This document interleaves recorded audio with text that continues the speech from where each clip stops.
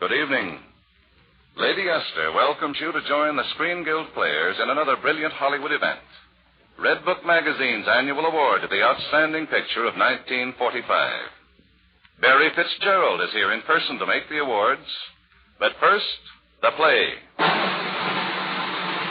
Lady Esther presents the Red Book selection for 1945. The Paramount picture, The Lost Weekend, starring Ray Milland, Jane Wyman, and Frank Faylen.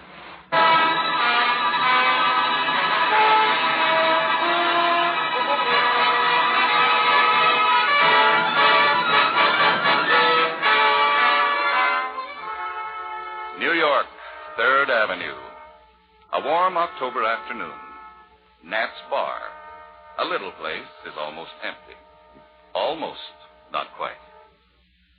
And how is my very good friend Nat today? Yes, Mr. Wyman. This being an especially fine afternoon, and I having just acquired 2 lovely bottles, which you will perceive in this paper bag at my elbow, I have decided to ask your hand in marriage. Look, Mr. Wyman. If that is to be your attitude, Nat, I shall have to drown my sorrows in a jigger of rye. Just one, that's all. Sorry, Mr. Wyman. No credit. Today, Nat, you'll be glad to know we can barter on a cash basis. You see? Legal tender.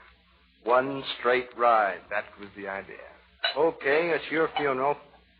First one always tastes rotten, don't it? Or maybe you never liked the taste. Again. Say, how about your brother? You told me you and him was going away for the weekend. We were, and in fact we are, on the 6:45. Unfortunately, most unfortunately, my brother Wick was called away by a business matter. I just happened to remember a telephone call. Pretty sharp. And then you duck right out and spend your train fare for liquor, huh? Taking them 2 bottles with you? Oh, I may never touch them while I'm there. Not a drop. What you don't understand, all of you, is that I've got to know what's around. That I can have it if I need it, that's all. Yeah, I know a lot of guys like that. Take a bottle and put it on the shelf. All they want is just to look at it. Won't even have a corkscrew, just to be sure. Only all of a sudden they grab the bottle and bite off the neck. Nat, one more reproving word, and I shall consult our lawyer about a divorce. Let me wipe up the bar. That glass left a circle. No, don't wipe it away, Nat. Let me have my little vicious circle. You know, the circle is the perfect geometric figure. No end, no beginning. Weave me another, Nat. Oh, come on, Nat. One little jigger of dreams. Nope. You don't approve of drinking? Not the way you drink. You're worried about me, huh? Well, don't be, Nat. Just think what it does to my mind. It tosses the sandbags overboard so the balloon can soar.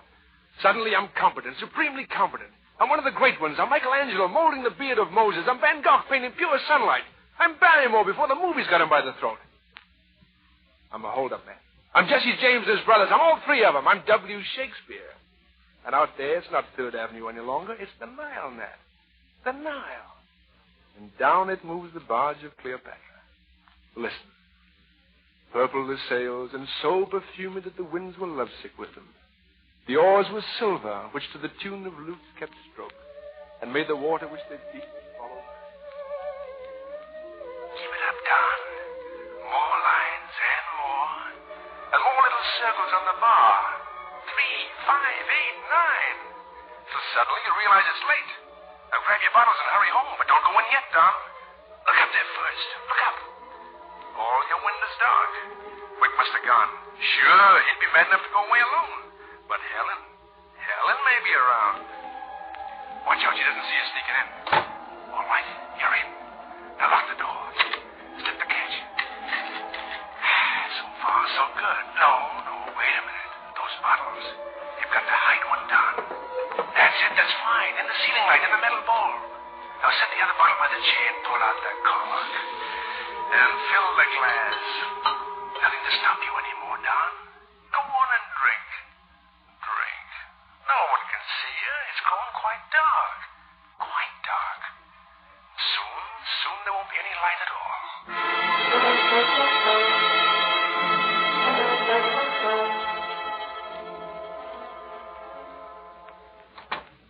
Mr. Burnham, I thought you was going away. I'll have the usual. Look, Mr. Burnham, this is still morning. Forward, Nat. Okay. It's when you need it most in the morning. Haven't you learned that yet? At night it's a drink. In the morning it's medicine. How about another jigger of tonic? How about those 2 quarts? Did you polish off both them bottles last night? Both? Hey, that's right. I did have 2 bottles, didn't I? I hid one of them. I've still got it. I'm a capitalist, Ned. I got untapped reserves. I'm rich. Mr. Burnham, if you had enough money, you'd kill yourself in a month. Don't make no difference to me, but it sure is tough on that girl. What girl? The one in the leopard coat. She was in again last night, looking for you. That's an awful high-class young lady. You bet she is. How the heck she ever get mixed up with a guy that sops it up like you do? That's a problem, isn't it? That nice young man who drinks and the high-class young lady. And why does he drink and why doesn't he stop? That's my novel, Ned. Morbid stuff. Nothing but the book of the month. Club, a horror story. The confessions of a booze addict. The log book of an alcoholic. Oh, come on. That breakdown. I'm empty again. You know what I'm going to call my novel? The Bottle. That's all. Very simple. The Bottle. Got it all in my mind. Let me tell you the first chapter. The man with the bottle meets a girl. Extra special girl. He meets her, makes a date, goes on the wagon for 6 weeks. He's in love, huh? That's what's going to be so hard to write. Love's the hardest thing in the world to write about. So simple. You've got to catch it through details. The early morning sunlight hitting the ash cans in front of her house. A ringing telephone that sounds like Beethoven's pastoral. A letter scribbled on her office stationery that smells like all the lilacs in Ohio. And no drinking? He thinks he's cured. If he can find a job now, they can be married, and that's that. But it isn't that. Not quite, because... Fill me up, Ned. I'll tell you why. You see, it's a few months later now, and she's written her folks all about the fellow. They've come all the way from Ohio to meet him. He's supposed to be at their hotel at noon. But suddenly he's scared. He knows he can't face him. Not like that, not cold. He needs a drink, just one. And so he takes just one.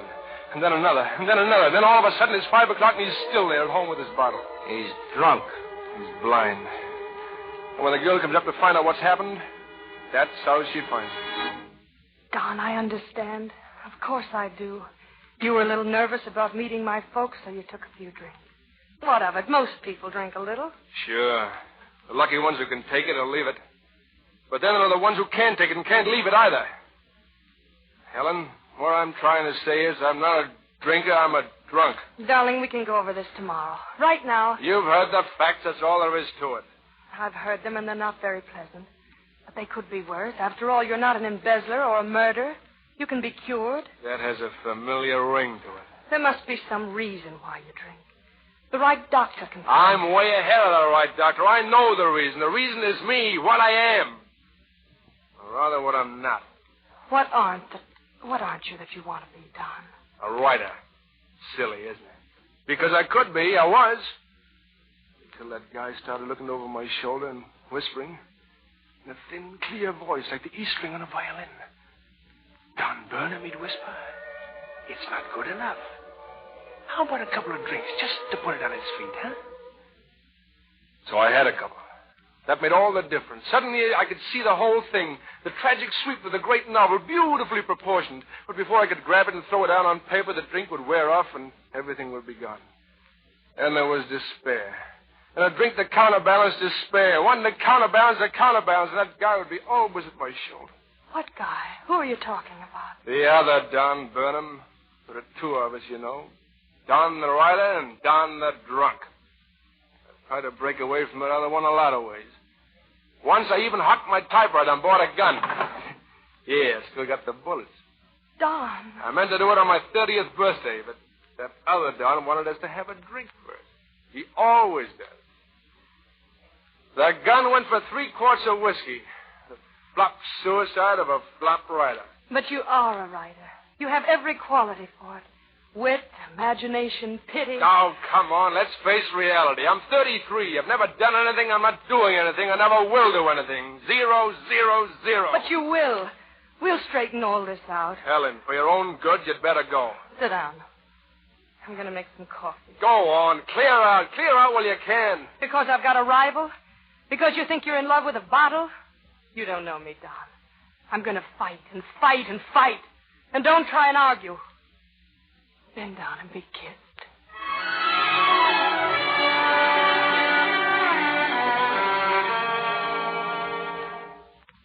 3 years ago, Nat.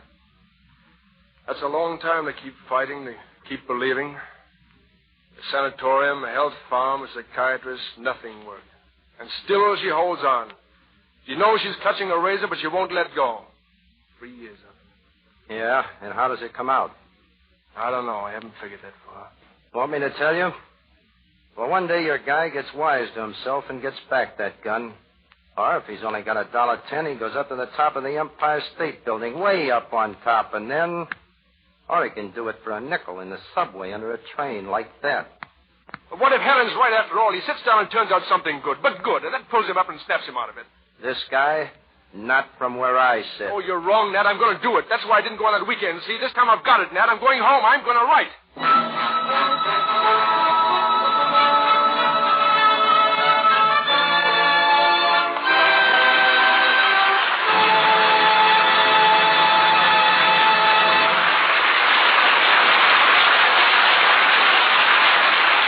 Second act of The Lost Weekend, starring Ray Milland, Jane Wyman, and Frank Faylen, will follow in just a moment. Now, a word from Lady Esther. Have you ever entered a half-lit room where everything was dark and gloomy? Everything seemed lost in shadow? Suddenly bright lights flash on. The shadows are gone. The room and everything in it wakens, comes to life. That difference between dark and light, between shadows and brilliant clarity, is the difference I promise in the appearance of your skin. A radiant, beautiful difference, with just one application of Lady Esther face cream. Yes, a difference you can see. A difference as unmistakable as light flashing on in a darkened room. Yes, one application of Lady Esther face cream, and your whole appearance seems to waken, seems to come to life. And what's more, I prove it to you. I prove it in 30 seconds with the patch test.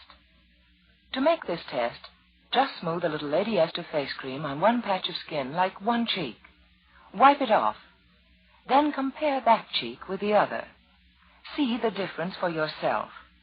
See the clear, fresh look of that patch of skin. And then touch it with your fingertips. Feel the difference. You see, Lady Esther face cream, this one cream by itself, thoroughly cleans your skin, softens it, helps nature refine the pores, and finally, it leaves a wonderfully smooth base on which powder looks fascinating. And remember, all I ask is the chance to prove what I say, not in 30 days or even 30 minutes, but in 30 seconds the patch test will prove every claim I make for Lady Esther four-purpose face cream.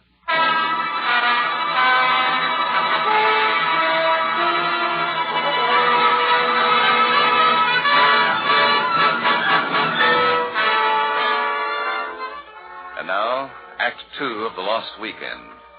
The Burnham apartment. The living room. The portable typewriter on the desk. Two shaking hands slip a sheet of paper in the machine and slowly, grimly begin to type. The Bottle. A novel by Don Burnham. For Helen, with all my love. With all my love. All right, Don. What now? Where do you go from here? How do you start? That first little sentence. Agony, isn't it? Maybe a cigarette would help. Right there on the table by the... Oh, sorry. I didn't notice that bottle down. That was from last night. Last night, that was great, wasn't it? You know, maybe that's just what you really need, a drink.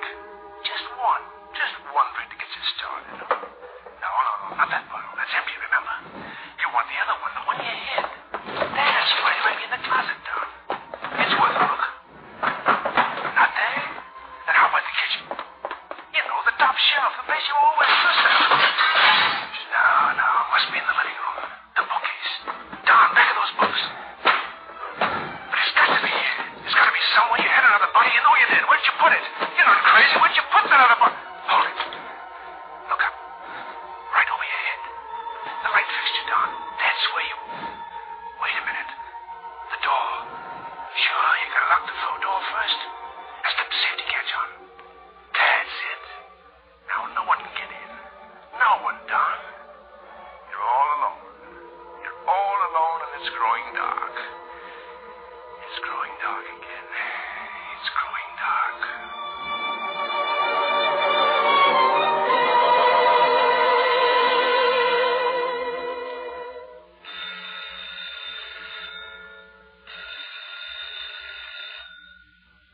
Stop it, Milland. Stop it, stop it. I'm all right. I just can't stop. Stop it! Sure, Don. Sure, you're all right. All you need is a drink. One drink this morning, you'll be fine all day. Tough luck, though. Bottle's empty. Any money? Not a dime. Nat got it yesterday. No credit either. No nothing. Unless you want to use that portable. Why not? Why don't you, Don? Why don't you give it to Nat? Why don't you get some good out of it? Now you're talking. Rip the paper out, slap on the lid, and let's get going. Sure, I know you're weak and the thing's heavy. But it's only to Nat's. Just a block and a half. Come on, start walking. You need the drink, boy.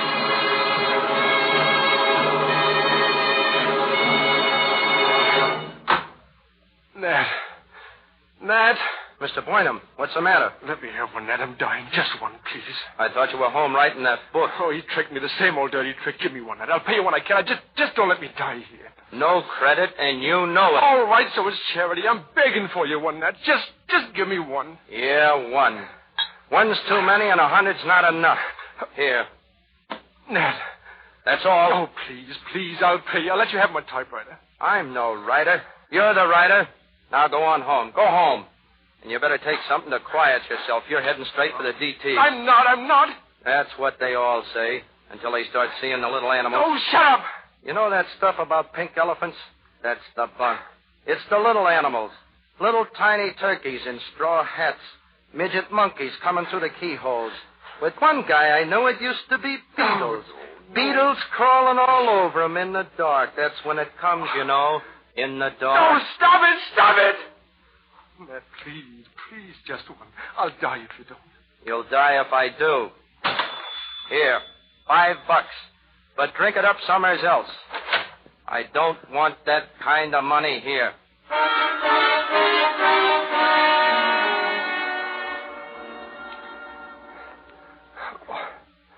Oh.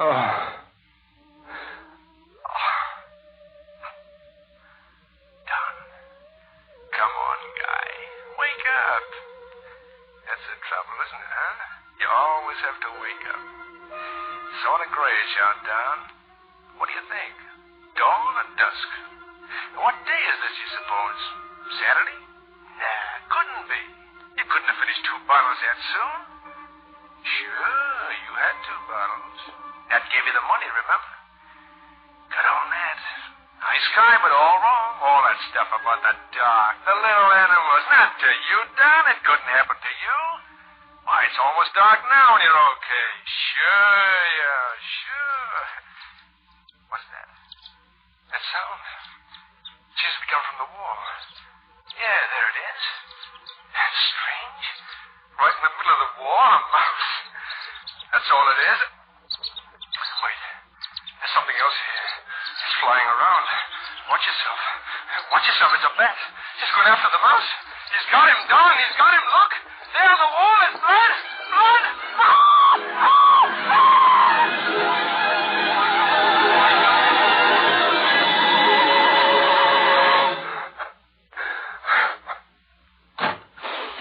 Don, it's me. It's Helen. No. The woman downstairs phoned me. She promised she'd let me know when you came home. She heard you scream. Go away. Oh, silly, I came to help you. Come on, now get up. Put your hand on my shoulder. No, wait, we need some light. No, Helen, no. What's wrong, Don? The wall, don't look. What wall? There, over there, the mouse and the bat, that hole in the wall. There isn't any hole in the wall, look. But I saw it. You had some kind of nightmare. Stop shaking, John. Everything will be all right. I'll stay right with you. You'll get some food and sleep. Little animals. It's always the little animals. That's what he said. You're not making much sense. What he said about the ending. It's like this. Or like that. Like this. Or like that. Darling, what you need is a good night's sleep.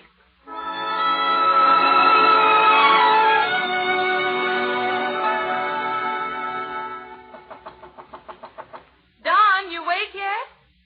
Come on, lazy bones. It's time to get up. I've got toast and coffee and scrambled eggs and... Don, did you hear me? Don, why don't you... not here. He's gone.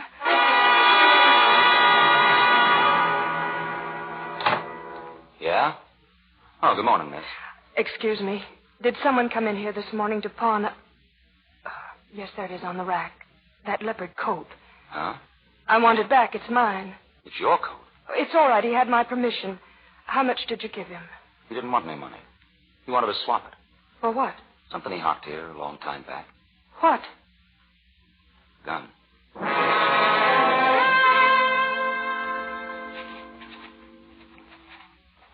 Don. Helen, how the devil did you get in? I got the pass key from the janitor. The safety latch wasn't on. What's the matter? Why are you looking about this way? No reason. I just wanted to be sure I left everything right. Well, I'd like to finish up a few things before Wick gets back. You'd better run along. And thank you. Don, there was some whiskey left when I cleaned up last night. Was there? Would you like to know where I put the bottle? No. Don't you want a drink, Don? No. It's right here in the umbrella stand. Why don't you, Don? I don't feel like a drink. Not now, I told you. Just one. Here's a glass, please. Say, what are you up to? Drink it. You need it, Don. I want you to drink it. I'll get you some more. I'll get you all you want. What kind of talk is that? Oh, I will. I mean it. I'd rather have you drunk than dead. Dead? Who wants to be dead? Don't lie to me. You have a gun and bullets. If those bullets aren't in this drawer... All right, they're not there. So what? This business is just a formality. Don Burnham is dead already. He died over this weekend. That's not true. It is. He died of moral anemia, of fear, of shame, of DTs. That Don Burnham. And now you want to kill the other one? What other one? There were two Dons. You told me so yourself. Don Burnham the drunk and Don Burnham the writer. It's just the drunk who died, so the writer's free. No one to whisper anymore. No one to interfere. Stop trying to stall me. It's too late, Helen. What do you expect, a miracle? Yes, if I could only make you wait. Who is it? It's me, Mr. Boynham. I got something for you. Come in, Nat. What is it? The other night at my place, you forgot your typewriter. Thought I'd bring it up. Thank you, Nat. Writes real good. I oiled her up a little. I didn't oil her up so you could hawk it. I'll take it, Nat. Oh, sure. Well, goodbye, Mr. Burnham. And, how's all them lilacs in Ohio? Don, this is it. It happened. I didn't ask for a big miracle. Helen, you're not serious. Somebody is. Somebody somewhere sent this typewriter to you. Why? Because he means you to write. Write what? I tried. Couldn't even find the first line. Of course you couldn't. You couldn't write the beginning when you didn't know the ending. The end is a question mark, Helen. Will be as long as I live. Don't say that, Don. Come here, Helen. That glass, I'll take it now. Don. Don, you dropped your cigarette in that. Yes, Helen. There's a question mark after every story. Love, will it last? Success, does it bring happiness? Death, is it heaven or hell or sleep? All right, this strength of mine, such as it is, will it hold out? We'll try.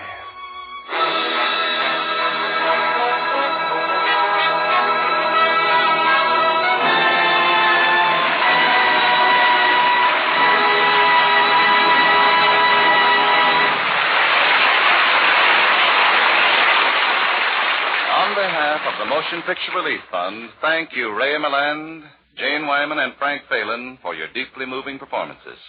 Which bring us quite fittingly to the Red Book Magazine Awards for 1945. As you all know, Red Book Magazine annually awards the Red Book Cup for what it deems the outstanding screen achievement of the year. And it is Lady Esther's annual custom to invite one of the previous year's winning cast to make the presentation on behalf of Red Book.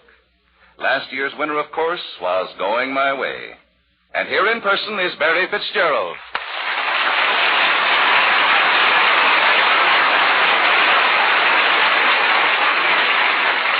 Thank you very much. Well, I've just this to say. This is a beautiful cup, and Leo McCary, Bing Crosby, and I have valued having it for a year. Now it goes into other hands. And I'm sure that millions of people all over America will agree with Mr. Edwin Barmer, editor of Red Book, and Mr. Thornton Delahanty, its motion picture critic, that the cup is going to the proper people. The men behind the Lost Weekend. Jane, call the boys. Come on, Charlie. Come on, Billy. Go ahead, Ray. Introduce them. Ladies and gentlemen, our two-in-one boss, who between them wrote, produced, and directed the picture. Mr. Charles Brackett and Mr. Billy Wilder.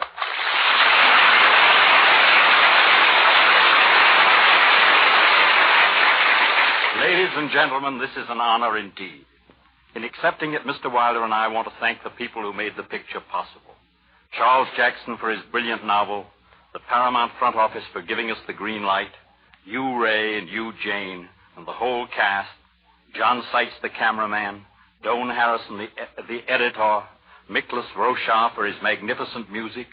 Billy, is there anyone I've forgotten? Yes. A word of thanks to the man who helped us with our research, to Mr. W.C. Fields, for graciously permitting us to peek at the x-rays of his kidney. Now, wait a minute, Willie. Let's be serious. Speaking for all who worked in it, let me say that we are proud that a story like The Lost Weekend should ever have been brought to the screen. We think it marks a forward step towards Hollywood's real coming of age. And if the screen can approach all human problems with this same sort of frankness, this same sympathy, and this same desire to help, then Hollywood will have justified its place and its importance in our lives. And that's about all, except for all of us. Thanks to Red Book, thanks to Lady Esther, and good night.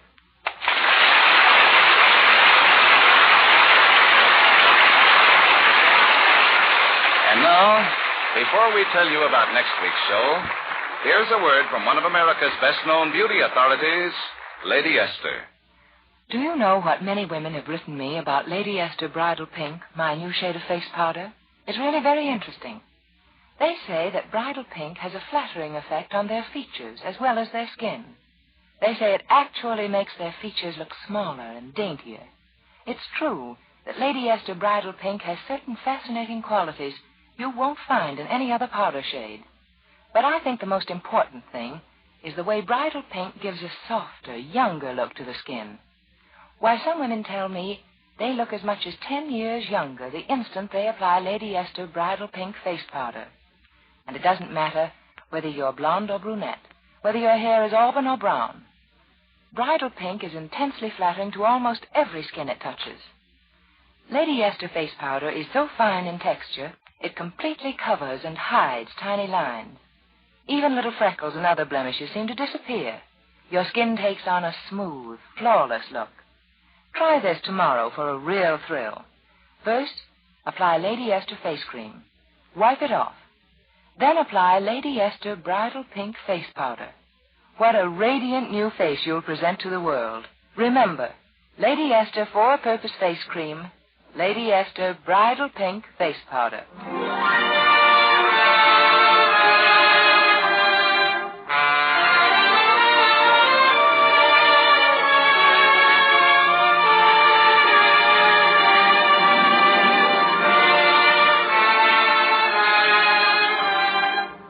Next week, the Lady Esther Screen Guild Players will present History is Made at Night.